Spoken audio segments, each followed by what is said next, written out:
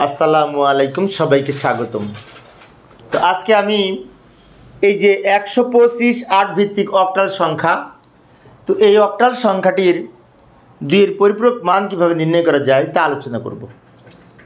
তো দুইয়ের পরিপূরক মান নির্ণয় করতে হলে পূর্বের ক্লাসগুলিতে আমরা দেখেছি কয়েকটা ধাপ অনুসরণ করতে হয়। প্রথমে এই সংখ্যাটির বাইনারি মান নির্ণয় করব। তো এটি কিন্তু অক্টাল সংখ্যা। তো ইতিপূর্বে আমরা যখন দশমিক থেকে বাইনারি করেছিলাম তখন কিন্তু 2 দিয়ে ভাগ করেছিলাম, তাই না?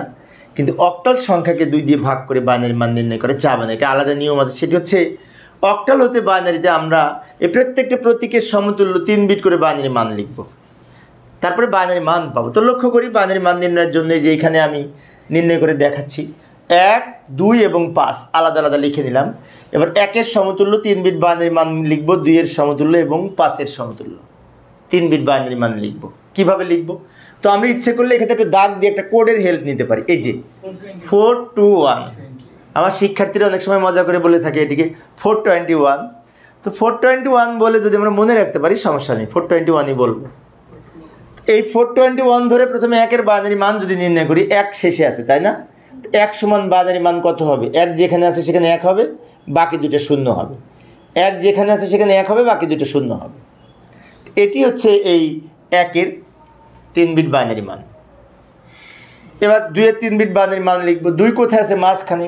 তো মাঝখানে 1 হবে, 2 দিকে শূন্য হবে। এটি হচ্ছে 2-এর 3 বিট বাইনারি মান। এবার 5-এর 3 বিট বাইনারি মান লিখব। 5, এই যে এখানে 5 নেই, কিন্তু 1 আর 5, 4 আর 1 যোগ করে 5, তাহলে 4 যোগ করতে হবে আর 1 যোগ করতে হবে, কিন্তু সেজন্য 4 যেখানে আছে সেখানে 1 হবে, আর 1 যেখানে আছে সেখানে 1 হবে। অর্থাৎ যে দুইটা যোগ করে 1 হচ্ছে, যে দুইটা যোগ করে 5 হচ্ছে, সে দুইটার পরিবর্তে 1 লিখেছি। এই 101 হচ্ছে 5-এর বাইনারি। তো এখানে আমাদের অঙ্ক কিন্তু এই বাম দিকের অংশটুকু, ডান দিকের অংশটুকু রাফ বোঝার জন্য আমি উপস্থাপন করেছি।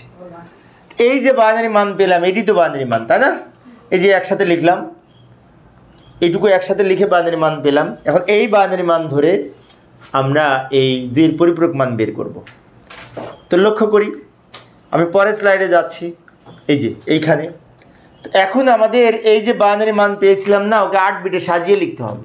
ওখানে কিন্তু 9টা বিট পেয়েছিলাম, খেয়াল করো, 9টা বিট পেয়েছিলাম। 9 বিটের বাম দিকে শূন্য মূল্য নাই, তো আমরা মান লিখি। এই যে লক্ষ্য করি, এই যে মান লিখলাম। এখানে এই 5-এর বাইনারি হচ্ছে এইটা, 2-এর বাইনারি হচ্ছে এইটুকু, আর 1-এর বাইনারি 2টা শূন্য 1 ছিল, কিন্তু বামের শূন্যের কোনো দাম নেই, সেজন্য আমরা লিখেছি 01। তো এটি হচ্ছে এই 125 অক্টাল সংখ্যার 8 বিট প্রকৃত মান। এবার এই 8 বিট প্রকৃত মান বাইনারি মানকে আমরা উল্টিয়ে লিখে 1-এর পরিপূরক মান পাব। বিষয়টি আবারও বলছি, লক্ষ্য করি, 125-এর বাইনারি মানকে আমরা 8 বিটে সাজিয়ে লিখেছি। এই 125 কিন্তু অক্টাল সংখ্যা। কিছুক্ষণ আগে এই বাইনারি মান কীভাবে বের করতে হবে আমরা দেখিয়েছি। এবার এখান থেকে যদি 1-এর পরিপূরক করি, উল্টিয়ে লিখব, এই বিটগুলোকে উল্টিয়ে লিখে 1-এর পরিপূরক পাবো। কিভাবে? উপরে 1 আছে, নিচে 0 হবে। উপরে 0 থাকলে নিচে 1 হবে, উপরে 1 থাকলে নিচে 0, উপরে 0-এর পরিবর্তে 1, 1-এর পরিবর্তে 0, 0-এর পরিবর্তে 1, 1-এর পরিবর্তে 0, 0-এর পরিবর্তে 1। এইটাই হচ্ছে আমাদের এই 1-এর পরিপূরক মান। এই বিটগুলোকে উল্টিয়ে লিখে পেয়েছি। এখন 2-এর পরিপূরক তো নির্ণয় করা হয়নি এখনো, তাই না? 1-এর পরিপূরক পর্যন্ত এসেছি। তো তোমাদের অনেকের মনে হতে পারে 2-এর পরিপূরক নির্ণয় করতে বলেছে, কিন্তু 1-এর পরিপূরক নির্ণয় করলাম কেন, তাই না? কারণটি হচ্ছে 2-এর পরিপূরকের সংজ্ঞা হচ্ছে 2-এর পরিপূরকের সংজ্ঞা হচ্ছে 1-এর পরিপূরকের সাথে 1 যোগ করে যে মান পায় তাকে 2-এর পরিপূরক মান বলে। অনেক সময় বোর্ড পরীক্ষার প্রশ্নে আসে 2-এর পরিপূরক কী? 2-এর পরিপূরকের সংজ্ঞা হচ্ছে 1-এর পরিপূরকের সাথে 1 প্লাস করে যে মান পাবো তাকে 2-এর পরিপূরক মান বলে। তাহলে আমরা এই 1-এর পরিপূরকের সাথে 1 যোগ করব। এটি কিন্তু বাইনারি যোগ। খেয়াল করি, 0 আর 1 যোগ করে 1, এই 1 নিচে নেমে গেছে, এই 0 নামছে, এই 1 নামছে, এই 0 নামছে, এই 1 নামছে, এই 0 নেমে গেছে, এই 1 নামছে। অর্থাৎ এই লাইনের সাথে এই 1 যোগ হবে, উপরের লাইন কিন্তু যোগ হবে না, বিষয়টি খেয়াল রাখবো। এই লাইনের সাথে 1 যোগ করে যে মান পেলাম সেটি হচ্ছে এই 2-এর পরিপূরক মান। এবং এখানে আরেকটি বিষয় লক্ষণীয়, সেটা হচ্ছে আমরা 2 এর পরিপূরক করার পরে যে মান পাবো সেটা কিন্তু মাইনাসের মান হবে। এই যে মাইনাস 125 বেজ 8 এর মান, এই 125 কিন্তু প্লাস সংখ্যা, প্লাস সংখ্যার বাইনারি মান ধরে যখন আমরা 2 এর পরিপূরক করার পরে যে মান পাবো সেটা মাইনাসের মান হবে। এবং আরও একটি বিষয় লক্ষণীয়, এই যে প্লাস সংখ্যাটা পেয়েছি আমরা যে প্রকৃত মানে সাজিয়ে লিখেছি, যেহেতু প্লাস সংখ্যা সেজন্য প্রথম বিটটাকে সাইন বিট 0 হয়েছে, আর যদি মাইনাস হয় তাহলে সাইন বিট 1 হবে। আমরা জানি 8 বিট রেজিস্টারের প্রথম বিটকে সাইন বিট বলে। এখানে আরেকটি বিষয় বলে রাখি, সেটা হচ্ছে এই অঙ্ক থেকে কিন্তু ছোট্ট ছোট্ট প্রশ্ন আসে। কীরকম প্রশ্ন যদি আসে, প্রকৃত মান কি, প্রকৃত মান কি, প্রশ্নে আসে অনেক সময় বোর্ড পরীক্ষার প্রশ্নে 1 মার্কের জন্য।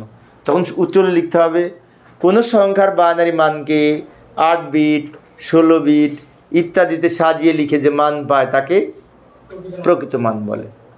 আবার অনেক সময় আসে চিহ্ন বিট কি বা সাইন বিট কি, কোনো সংখ্যার বাইনারি প্রকৃত মানের যে বাম দিকে প্রথম বিট থাকে তাকে সাইন বিট বলে। আমরা তো জানি প্রকৃত মান 8 বিট 16 বিট ছাড়া হবে না, তাহলে 8 বিট বা 16 বিটের প্রথম বিটটাকে সাইন বিট বলে, মনে থাকবে। আবার অনেক সময় প্রশ্ন আসে 1 এর পরিপূরক কি, তখন উত্তরে হবে কোনো সংখ্যার বাইনারি প্রকৃত মানকে উল্টিয়ে লিখে যে মান পাবো তাকে 1 এর পরিপূরক বলে। আবার যদি প্রশ্ন আসে 2 এর পরিপূরক কি, তখন হবে 1 এর পরিপূরকের সাথে 1 যোগ করে যে মান পাবো তাকে 2 এর পরিপূরক বলে। তাহলে একটা অঙ্ক খুব ভালো করে যদি বোঝা যায় অনেকগুলো প্রশ্নের উত্তর দেওয়া যায়। আশা করি এখন সব প্রশ্নের উত্তর তোমরা পারবে। তো আজকে এই পর্যন্তই। পরিশেষে সবাই ভালো থাকবে এবং সুস্থ থাকবে এই কামনায়। খোদা হাফেজ।